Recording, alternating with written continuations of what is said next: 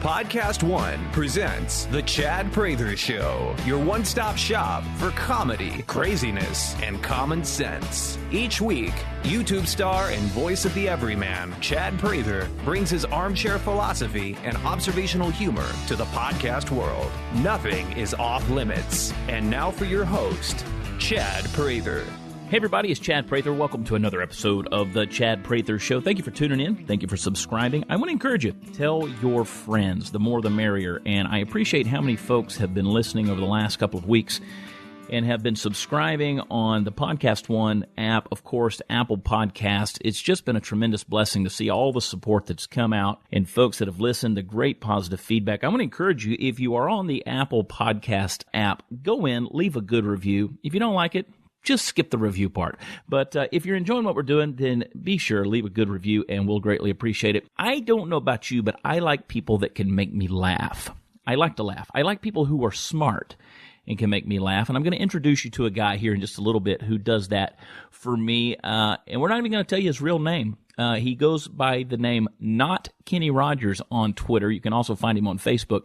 And he's just a smart, funny guy. He was actually one of the head writers for the David Letterman show for a number of years. He's just got a tremendous resume, lives out here in Hollywood, and I can't wait to introduce you to him. You're going to enjoy the conversation. And I tell you, I know that for many of us, we're still recovering from Thanksgiving holiday. Now we're gearing up, heading into the Christmas holiday.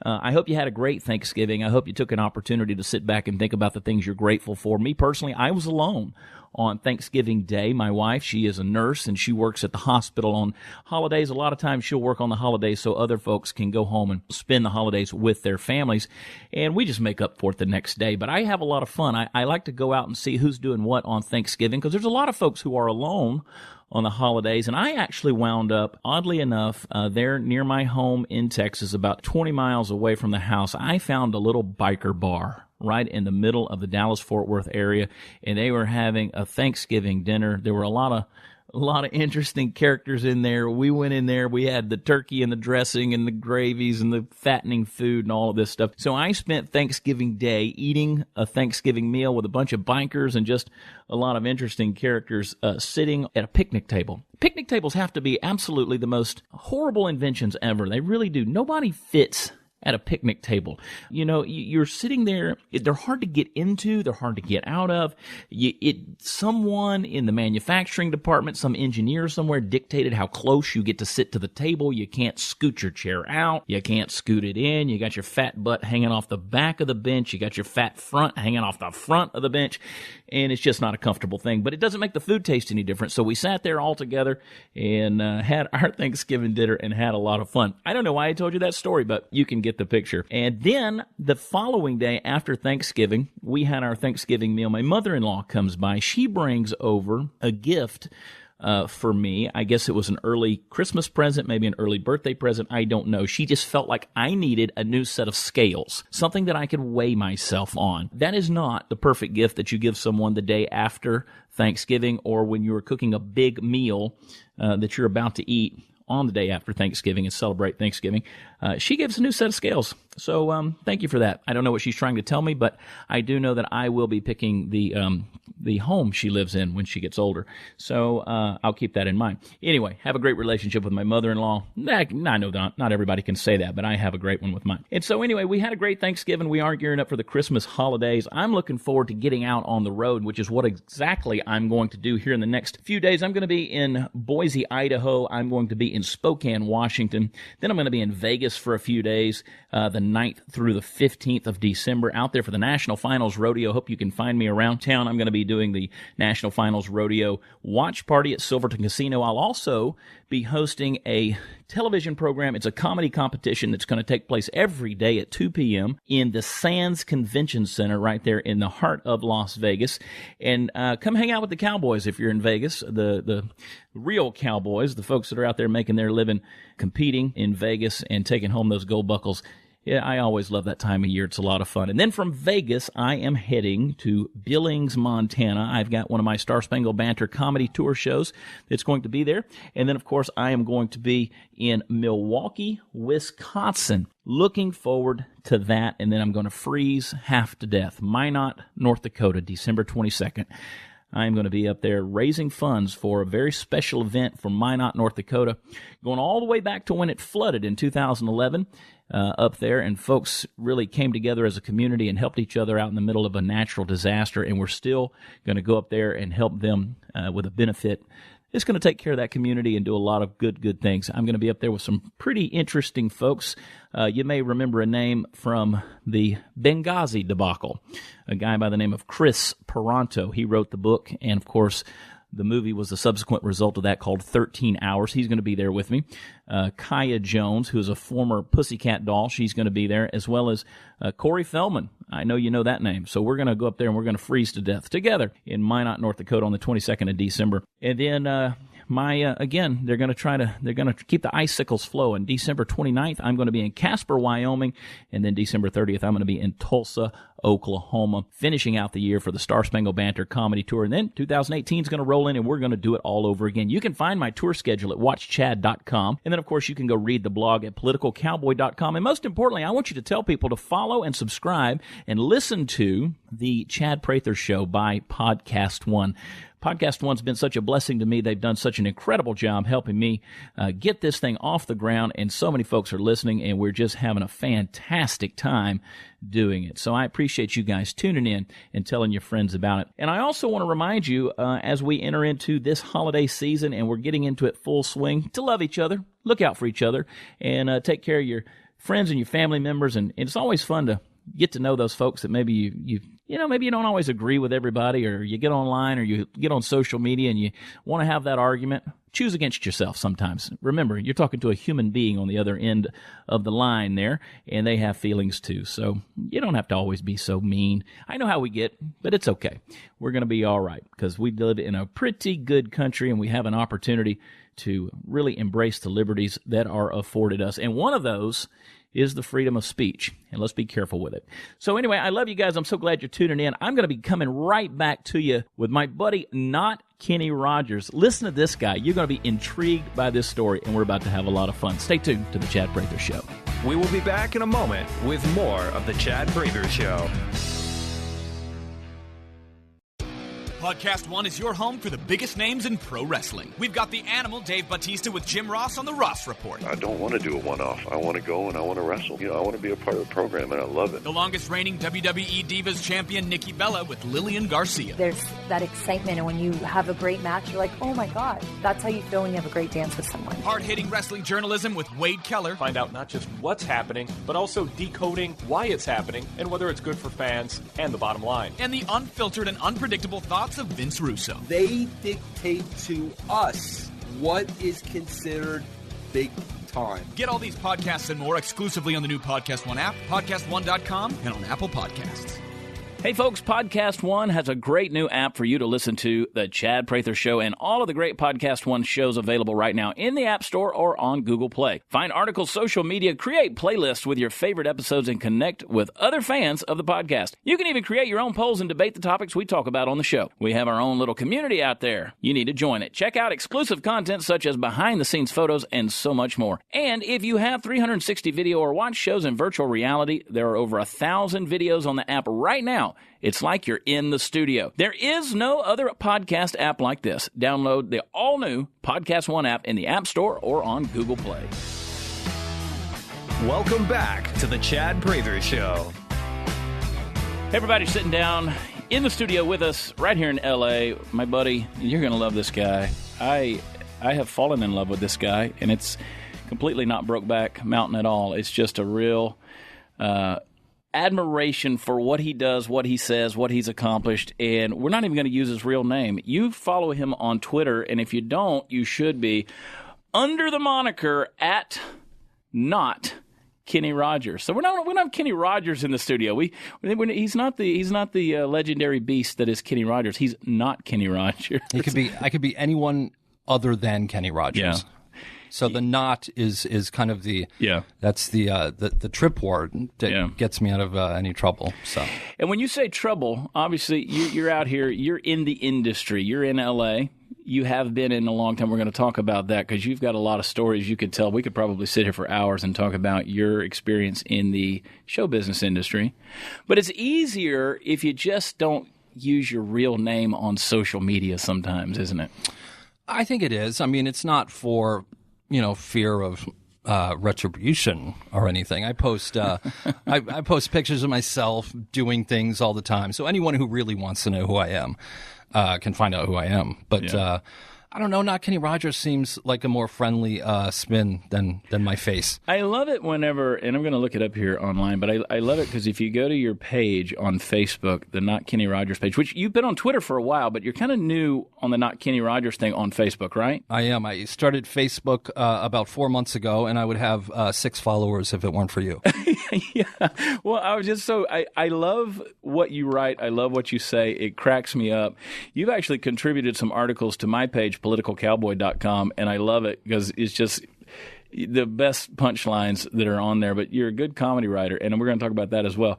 I maybe it is on the Twitter, I don't know, but you've got the Mount Rushmore picture with that one's on Facebook. That's on Facebook. And you've got the Teddy Roosevelt is taken away in Kenny Rogers' face. Kenny and I do all of that splendid artwork myself, and I was really excited when I figured out how to adjust the color on Kenny's face. It doesn't quite match, but yeah, I kind of laughed when it happened. So. Yeah, but if you go to your bio, your description on Twitter, it says Christian fellow once saw Larry Bird at a Pizza Hut. Those are 2 true things.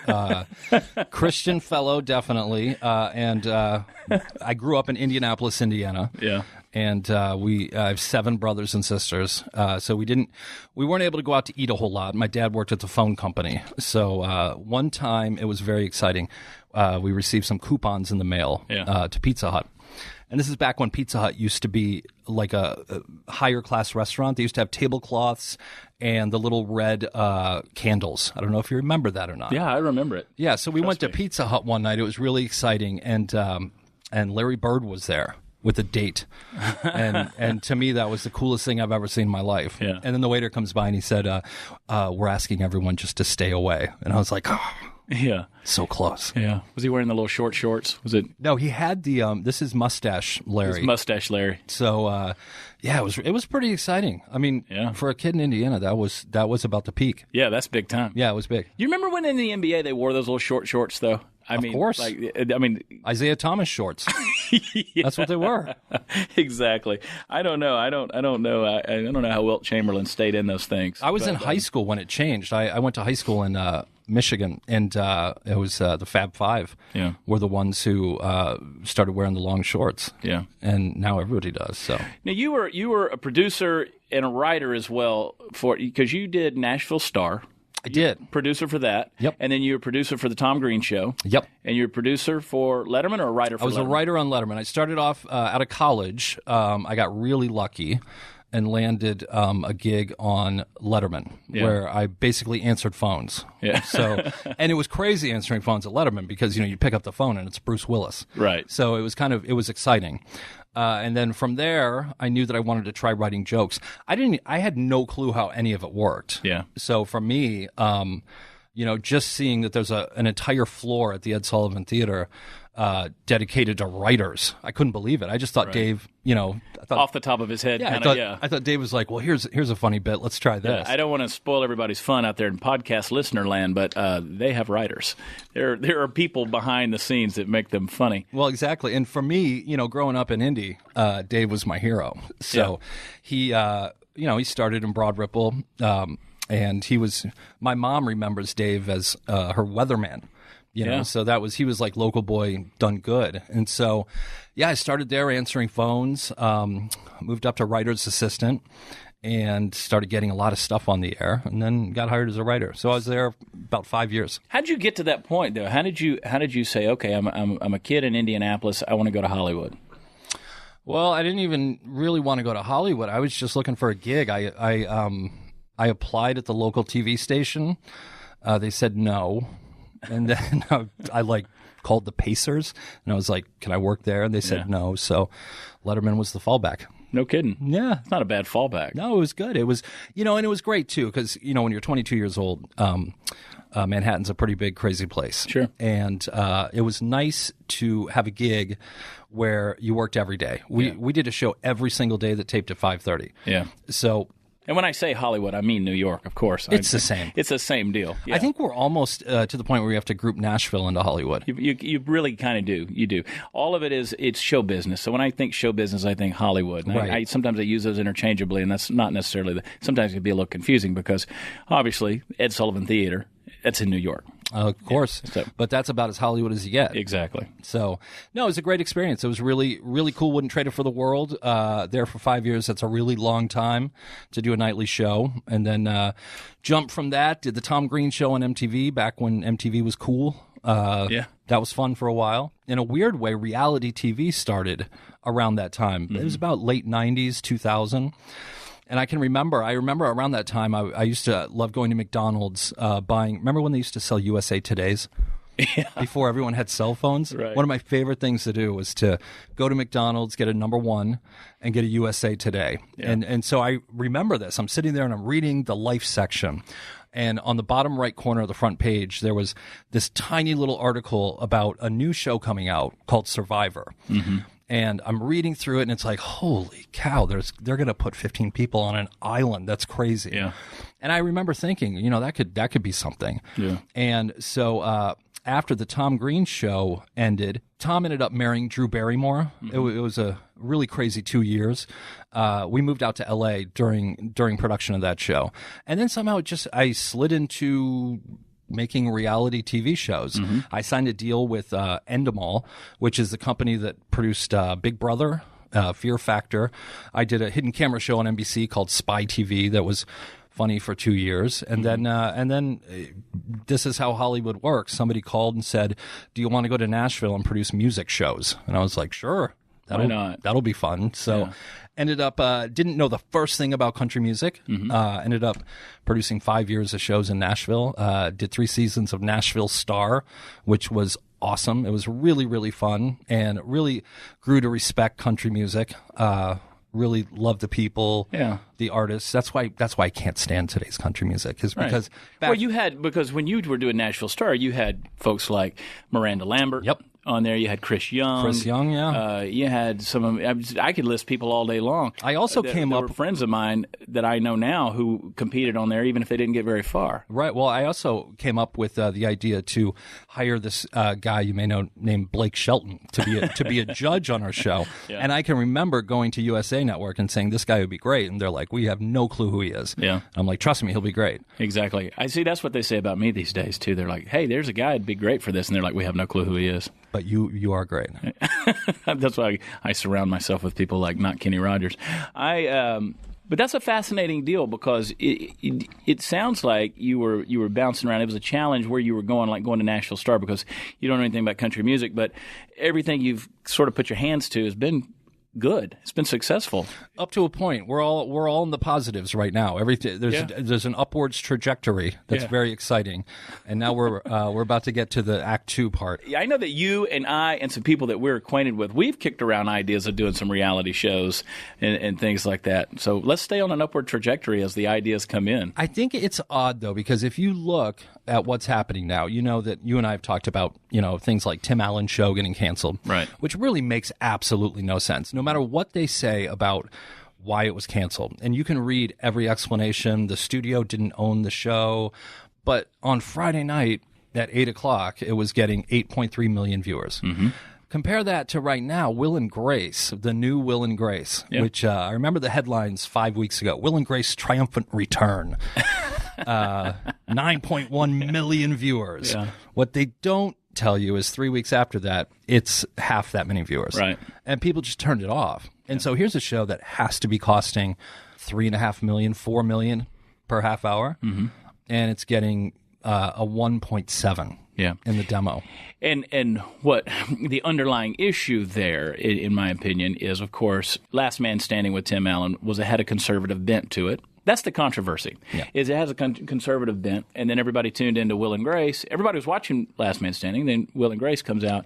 Everybody's like, oh, because everybody loved Will and Grace. They loved the show, and then the first one comes out. There's a big hoopla, and everybody's watching it, and they're like, oh, it's just another political show, political comedy that is on the other side of the aisle, and they're going to do this.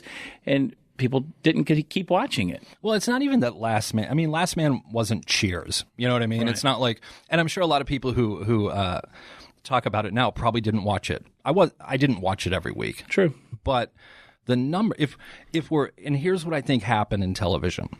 It used to be the ratings trumped everything. If you could get ratings, you could get your show on the air. Yeah. Now what's happened, especially when you see shows like Girls on HBO, or what's the transgender one on Netflix? But Transparent. Thank you very much.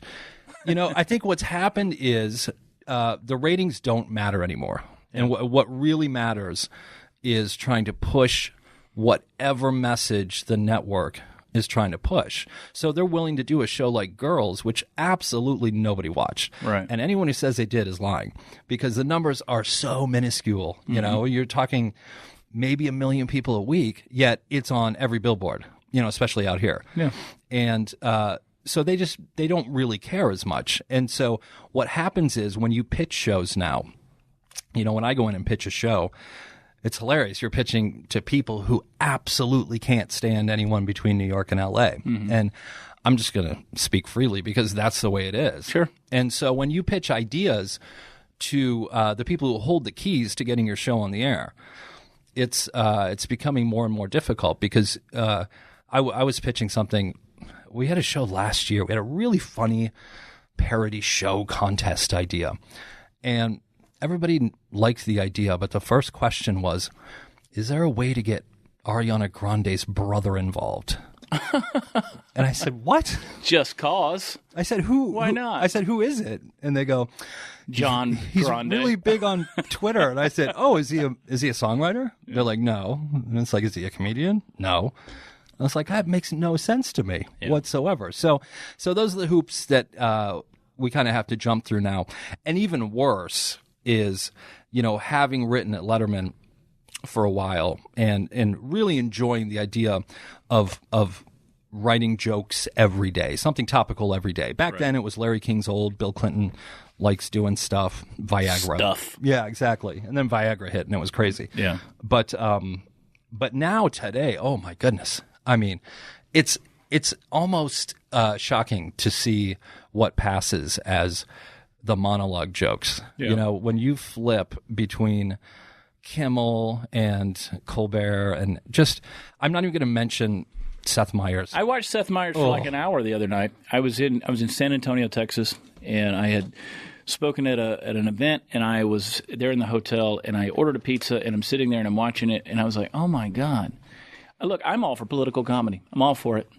If it's funny, if it's actual comedy, I don't care who they're picking on, as long as it's funny, as long as it's comedy. It doesn't even have to be fair. I just wanted to be funny.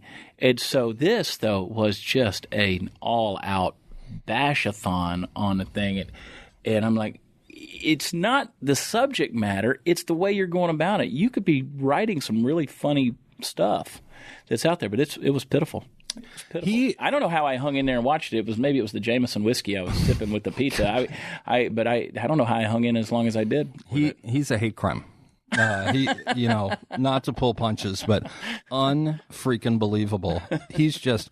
I want to meet people who think he's funny. Yeah. Like, I think those are the people who you want a focus group. You know how Frank Luntz is on Fox News doing focus group.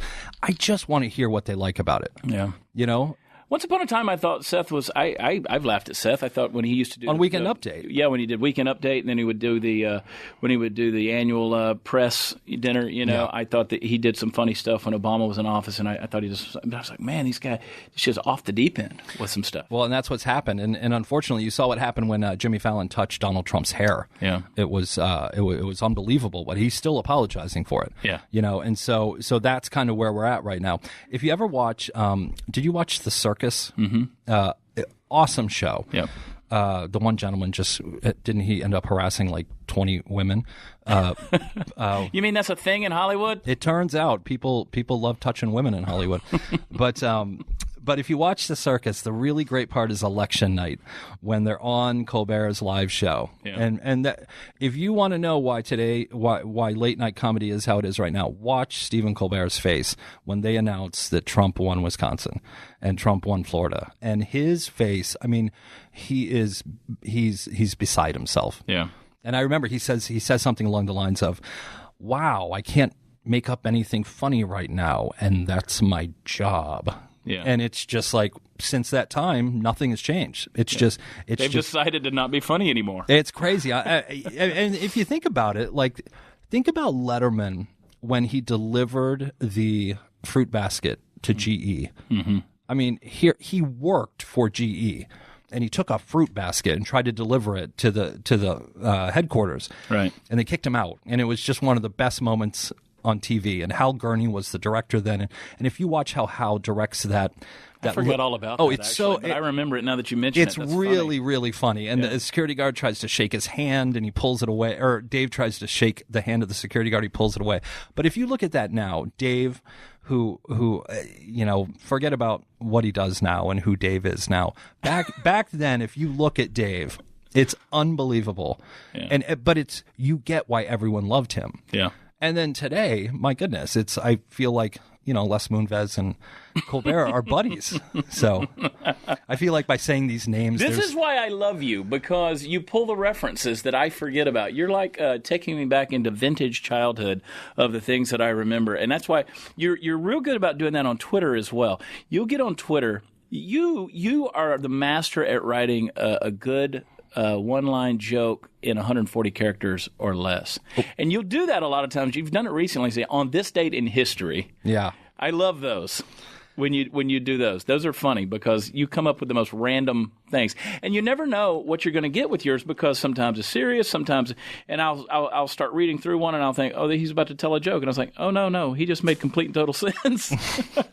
Well, I mean, to be fair, sometimes on this day in history, it's when you really don't have anything to say. Well, the other day you said, on this date in 1847, a Virginia farmer named Jedediah Wyatt lost his right eye while attempting to turn his rooster back 1 hour. I don't know if that one's true. Yeah, that's it. Well, you know what? I used to tell a joke on daylight savings time that ended with, don't forget to turn your clocks backward tonight, which means the Cowboys will be losing 1 hour earlier tomorrow. But now they're decent. Yeah. And so those go out the window. I know. It's funny how Twitter, what's it? It's been big for 8 years? I think I've been on for 6.5. Mm-hmm. So it's funny how you go through the references. Like, I remember I actually went back before I came in here. I didn't want to misquote anything. My first Nickelback joke on Twitter was June 27th, 2011. Yeah. And I think I was one of the first. Yeah. And so at that time, Pioneer. it was really funny. I couldn't stand Nickelback, but it wasn't a big thing. And I think I was in a cab. This was before Uber. I was in a cab going to meet some friends for karaoke, and I typed a quick joke, and it was like, if your boyfriend can sing an entire Nickelback song at karaoke without looking at the words, you can probably do better. And and at the time, you don't know if it's funny or not because it's not in the zeitgeist, but a lot of people liked it. So then Nickelback was a reference. And then after 2.5 years, everyone and their mother is doing a Nickelback joke. You ruined Nickelback's career. So I had to find somebody new, and thank God Florida Georgia Line came along. Exactly. And then Luke Bryan came along. And you've been blocked by all of those. Well, I know you've been blocked by Luke Bryan. I have not been blocked by Florida Georgia Line. Right. As a matter of fact, one of the guys, I don't know their names. I don't either. I don't know their names. I don't know anything about them other than their music's terrible. But one of the guys writes to me once in a while. But Luke Bryan, my goodness, I don't know if you saw this, but earlier this year, so I think it was January, and it was cold. It was cold. Even in LA, it was cold. But sometimes I like to tweet like I'm in Nashville. Yeah. And so I put a harmless comment. I tweeted a joke that was, it was so cold in Nashville today. I just saw Luke Bryan wearing 2 pairs of yoga pants on his way to Jazzercise. Simple, harmless. Yeah. So I go down the hill, and I'm in line at Wendy's, the drive-thru, and my phone beeps. And whenever somebody big like you or Luke Bryan sends me a message, your phone beeps. So I look down. I'm like 3 cars back, and I look down, and it's Luke Bryan writing back to me, and he writes back, "Ha ha ha, very funny."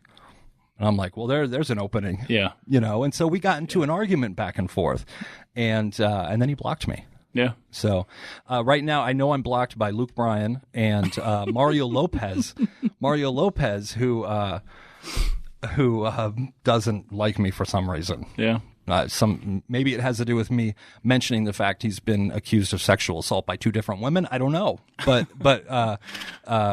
the thing about Luke Bryan blocking me is I never checked Luke Bryan's Twitter in my life, right? So I don't know what that accomplishes, other than a lot of people enjoyed the back and forth. Well, anybody that's angry at NotKennyRogers for arguing with Luke Bryan, let me just say that it balances out because Luke Bryan still follows me on Twitter. Well, and he's probably, oh man, I hate saying this, but he may be a decent guy. I don't know. He's a good guy. He's a decent guy. But at the root of him, it's a good guy. But that's like, I can't forgive the hunting and fishing. And I'm not a fan of the music. Not a fan of the music. And the dancing. The dancing is what gets me, because there are some gifts out there that are just that are unforgivable. So no, overall he's a good guy, like you said, but he's a I haven't been a big. Now my wife's a big fan. My mother-in-law, of course they are. They're women, that's what they're for. They wear the same pants. Listen, I don't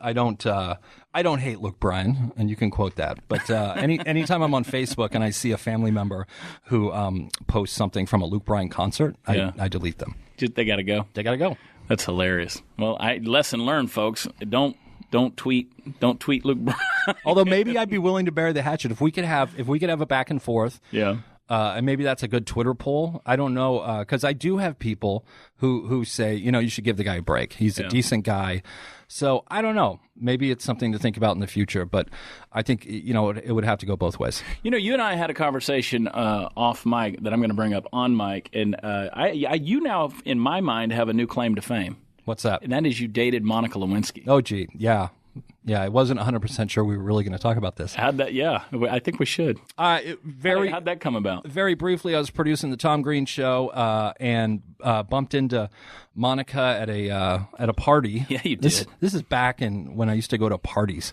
But I probably wore like nice clothes and shaved. And we just kind of became friends. And her brother was a big fan of Tom Green. And one thing led to another, and we went to go see a movie together, being John Malkovich, and then we walked out of that movie theater, and there was a lot of paparazzi there, and people started taking pictures, and next thing you know, it's on USA Today. Who is Monica's new mystery man? And then Letterman started doing monologue jokes about it, which was pretty funny. And then my grandpa called me and said, "Hey Jeff, I just saw you on USA Today." Yeah. Did you make out with Monica?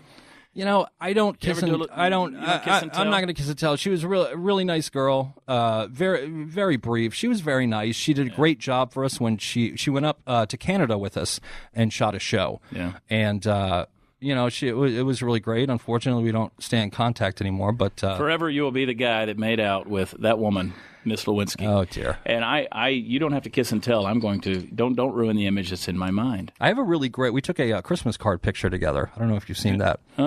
Yeah, I'll show it to you later. I want to see. It's a good one. I never know what to expect with you. How do you write for TV? How do you sit down in a room with a bunch of writers and you're writing for Letterman? What's the deadline on something like that? How quick is the turnaround got to happen? How much collaboration's going on? What's that process? Well, I know on Letterman, the day starts at 10 a.m. So basically, when you're coming into work. This is how we used to do it. You come into work, and before cell phones again. But I used to read the New York Post. Actually, I read the Daily News because the ink was better on the Daily News. It wouldn't come off in your hands. The Post, you got it everywhere. But you'd read the Daily News on the way in. At 10 o'clock in the morning, there's the writers' meeting, and so that's when you pitch the top 10 list. And basically you just go around the room. Everybody pitches ideas. I remember one morning, it was like on page 73 of the Daily News. There was a little story about some Amish kid in Pennsylvania being busted for drugs. And I felt really good walking into the 10 a.m. meeting.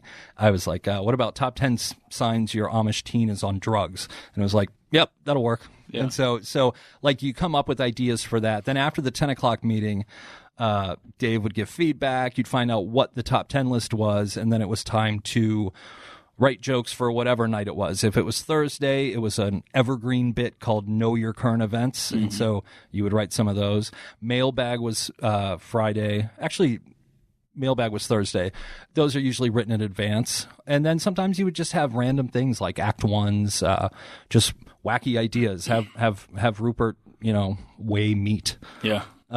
You remember the bit? One of my favorite bits, because I was a kid, is when he used to throw stuff off the building. No, without a doubt, sure. I love that. He didn't do enough of that later on. That was the best. Yeah, I mean, there was a lot of there was some throwing stuff off the top. Yeah. Sometimes, but it was odd when you went to when you're on 53rd and Broadway and they let you do anything. Just anything you want to do. I remember one night it was the Olympics. This was '98, Lillehammer. Yeah. But the Olympics, and everybody's throwing out ideas, and this is how quickly things happen. I remember it was like 8, and it was very stressful, the Olympics, because that's a big sweeps period, and Leno's kind of kicking Dave's ass at the time. Mm-hmm. So I remember it was about 8 o'clock at night, and I just came up with a dumb idea, and it was like Zamboni races on 53rd Street. Yeah. And you put it in the box, and we would stay there till midnight. But I went home. And then I lived in Hoboken, New Jersey, right on the water there. And so the next morning I was I took the Red Apple bus into Port Authority, and I walk up 8th Avenue, and I turn right on 53rd Street. And they have totally transformed 53rd Street into a Zamboni drag race strip. And I was like, holy cow, this is ridiculous. So I remember that. Yeah, so it was very interesting.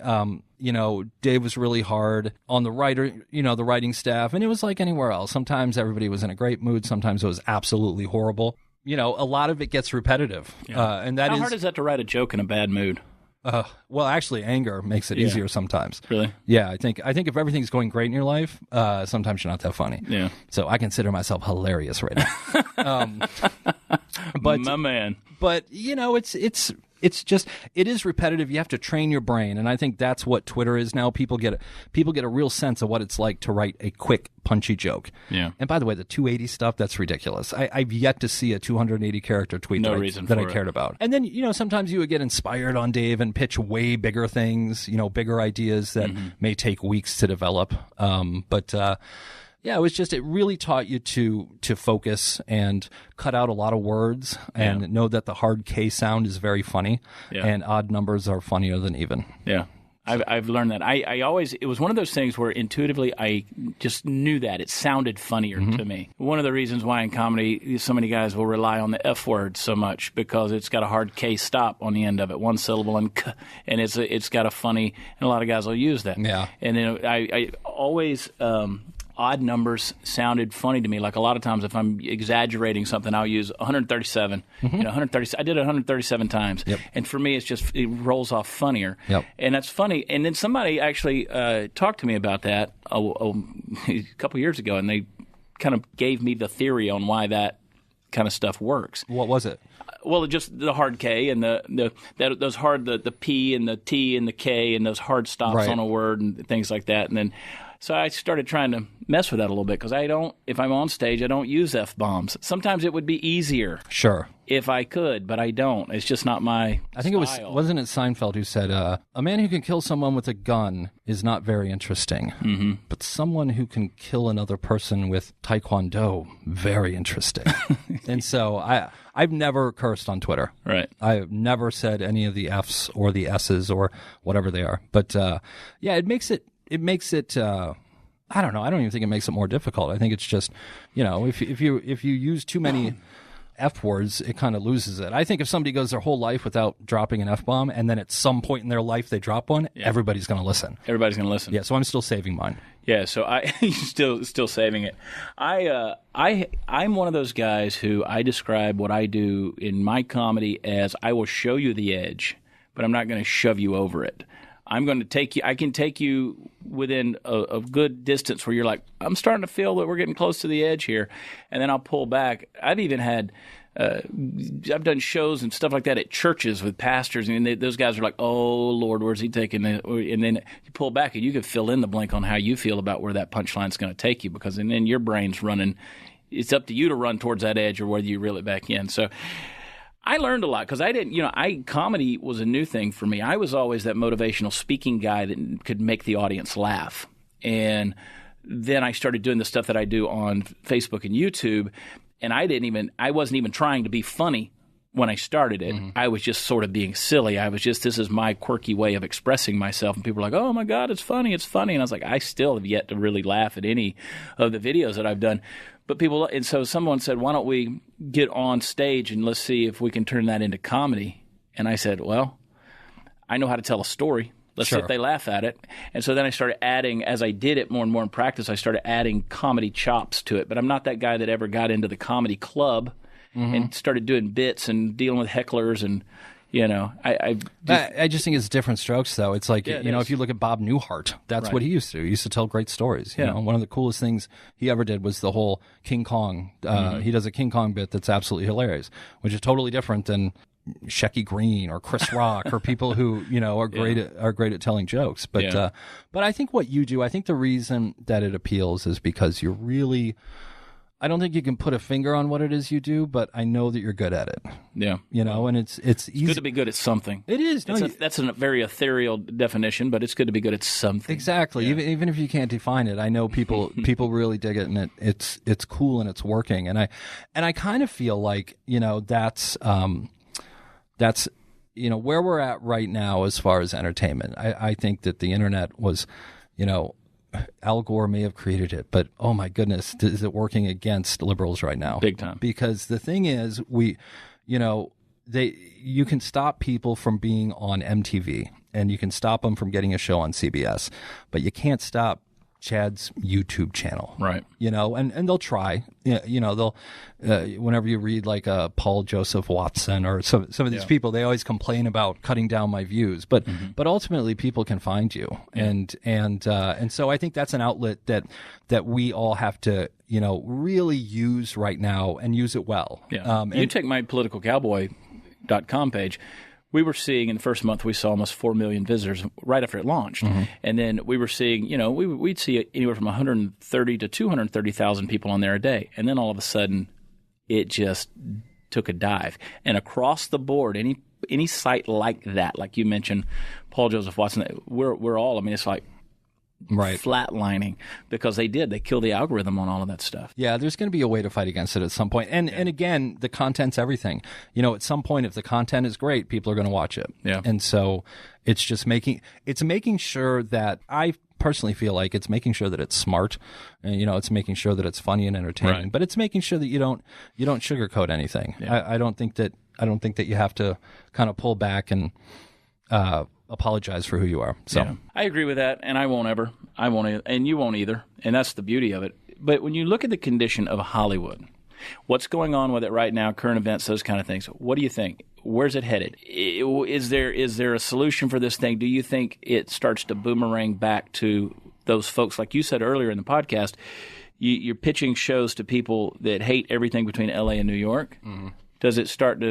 Does the pendulum swing back to those middle states and say, "Hey, look, we've kind of created this behemoth that's created a nightmare with the Weinstein's deals and stuff that's going on and all of this exposure that's happening." At what point do we come back and say, "Hey, let's go back and see if we can find some footing and a voice for the rest of America"? Yeah, it depends. You look at the viewership numbers and it just doesn't make sense what's on television right now. Everything's in the ones. Mm-hmm. So, except for Shark Tank for some reason. Everybody loves Shark Tank. Yeah. But, listen, it's you're paying a lot of money for shows that aren't doing well. American Idol's coming back. They're going to spend $65 million on American Idol. It'll get a 1.9 in the demo. Can you believe that Katy Perry's getting $25 million? And Luke Bryan's getting 9. Bryan's getting he's getting how much is he getting? I think 9. Yeah. And Lionel Richie. Like between 7 and 9 or something like that, yeah. I can believe it. Here's the thing. If you just want to talk about value, Katy Perry tweets, "Watch American Idol tonight," and 1.2 million extra people will watch American Idol. Yeah. But the problem is that's the cap. There's your ceiling right there.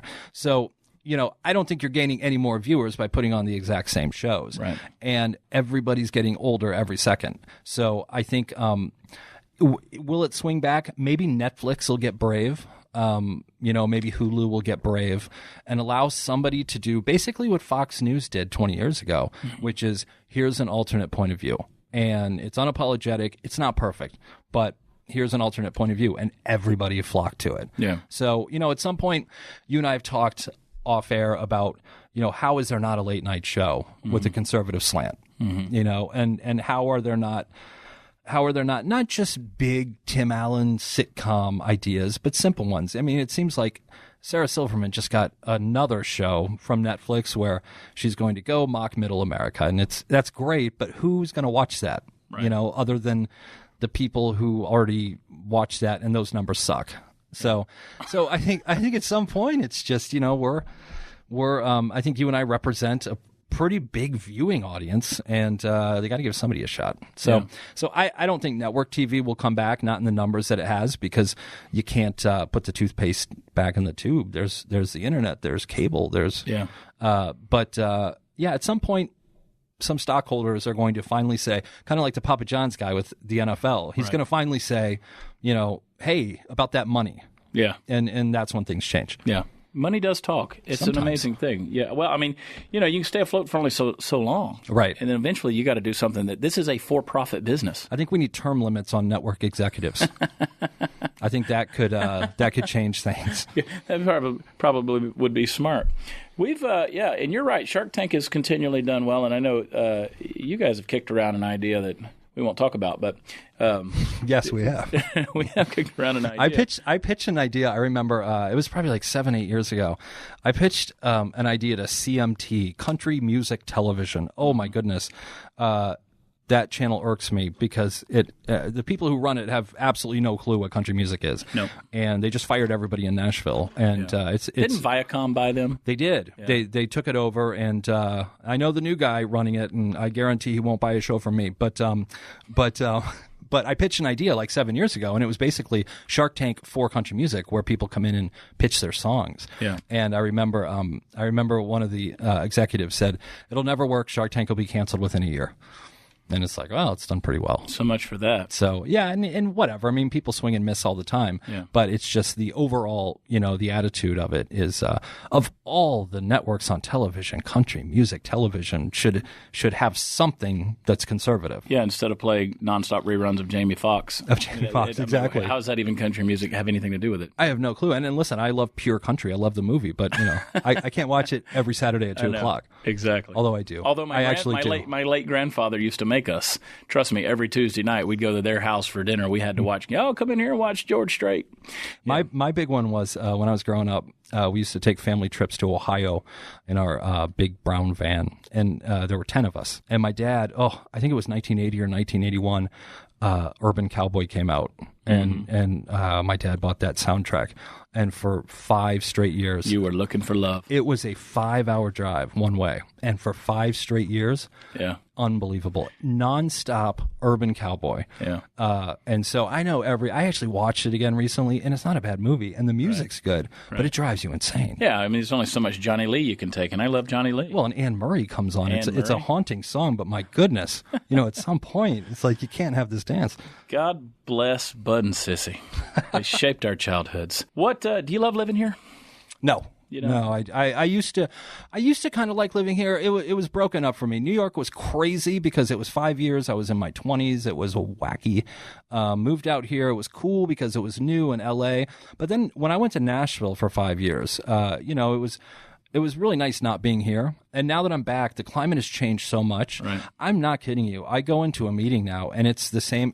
Every single meeting is the exact same. Mm-hmm. You walk in. It's a British guy who runs the show. Mm-hmm. There's a slight gentleman wearing a sweater, even if it's 100 degrees out, who's sitting to his right. And then there's a woman to his left who looks at me like she wants to kill me. Mm-hmm. And so when I sit down, you're just like, oh my goodness, this is not good for me. Like, I don't think anyone likes me here, or anyone who pitches shows are like me. But it's just become so hard because even old friends, even some wonderful celebrity friends, I think they now treat you like you're a white supremacist. Or whatever you're supposed to be called, right. You know what I mean? But it's odd. It makes it really difficult to kind of, I was in a pitch where this female executive actually said, and I won't use the curse word, but she referenced effing Christians. And I'm just looking at her, and it's like, you have to be kidding me. Like, what if I had said that about something else, about another group of people? But it really is, and it's really not a joke. I know, like, I like to rip on Hollywood because it's funny, and everybody's really fighting for, equality and respect, and I'm 100% for respect. I on the conservative side, sometimes I think people go way overboard, and they really hurt the cause by being too aggressive. But when I see people last year with Love Win signs in June, and then they're burning Trump's head in effigy on November 10th and blocking the 101, it's like, oh my goodness, I don't, I think love wins only if your candidate wins. Only if you win. Yeah. So love wins if you win. So that really is kind of, that is LA right now. I don't think it has changed dramatically. Hopefully it'll smooth out a bit. But it's a tough place right now. Yeah. It's a very angry place. Not at all like Texas. Well, yeah. I love Texas, obviously. Well, we're going to have to go. We're going to have to get out of here. You eat chicken wings? Let's go eat chicken wings. I love chicken wings. See, I ask everybody, do they eat chicken wings? I'm a chicken wing Has anyone said no? No, everybody eats chicken wings.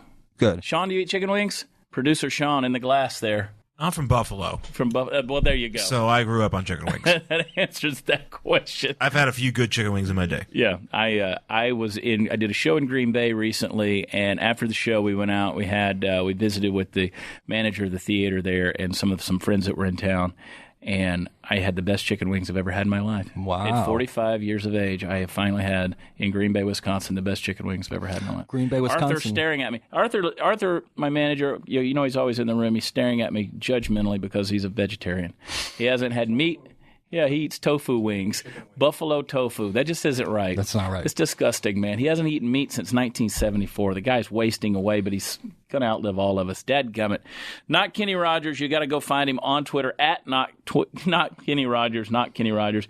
You're going to love it. Go in there and find his episodes where he runs into Mr. T at the grocery store, and that's a fun little deal. You just keep running into T, huh? The grocery store I shop at has a lot of celebrities. Mr. T I ran into for the second time last week, and he's awesome. He's T. He's T. We'll never stop being T. Pity the fool. B.A. Baracus, baby. All right, well, Not Kenny Rogers in studio, and thank you guys for listening. Thank you for tuning in. Go and find my website, watchchad.com. You can also go have some fun with me at politicalcowboy.com. Catch me on the road. I will be coming to a city near you as we are heading into the end of 2017. I can't believe this thing went by fast, didn't it? It went by quick. Every year, the older you get, it goes by faster and faster. Arthur, it must be like a time machine for you. Just boom, and you're just back to the future, man. But thank you guys for listening to the Chad Prather Show on Podcast One. Until next time, we'll see you then. Love you. God bless. Thanks for listening to the Chad Prather Show. Check out new episodes every Thursday exclusively at PodcastOne.com, the new Podcast One app, or subscribe on Apple Podcasts. Hey everybody, it's Heather Dubrow. Come join me for Heather Dubrow's World exclusively on Podcast One. We have so many fun conversations and great guests. Recently, Corinne Olympios from The Bachelor was here, Suzanne Summers, Matt Eisman.